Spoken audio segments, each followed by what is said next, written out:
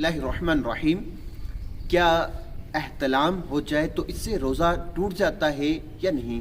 دیکھیے کہ بعض لوگوں کے ذہن میں یہ خدشات آتے ہیں کہ یار اب میں روزہ رکھ کر سویا تھا اور مجھے احتلام ہو گیا تو اب میرا روزہ ٹوٹ گیا ہے۔ تو دیکھیں کہ شریعت مطہرہ نے جو حکم فرمایا ہے وہ یہ ہے کہ اگر آپ روزہ رکھ کے سو گئے تھے اور آپ کو احتلام ہو گیا ہے تو اس صورت میں آپ کا روزہ نہیں ٹوٹے گا، کیونکہ یہ احتلام روزے کو توڑنے والا نہیں ہے۔ تو اس لیے آپ کا روزہ ہے اور آپ روزہ اپنا پورا کریں گے کہ آپ کا روزہ نہیں ٹوٹا۔ جو لوگ کہتے ہیں کہ یار روزہ ٹوٹ جاتا ہے، دیکھیں اس میں کوئی ایسا منافی روزے کے عمل نہیں پایا جا رہا جس کی وجہ سے روزہ ٹوٹ جائے۔ ہاں البتہ غسل کرنا اسی وقت فرض ہو چکا ہے، اب آپ غسل لازمی کریں گے اور غسل کرتے ہوئے احتیاط کریں گے تاکہ ناک میں پانی چڑھاتے ہوئے یا کلی کرتے ہوئے حلق میں پانی نہ پہنچے۔ اللہ تعالیٰ مجھے اور آپ کو علم نافع عطا فرمائے، آمین بجاہ نبی الامین صلی اللہ علیہ وسلم۔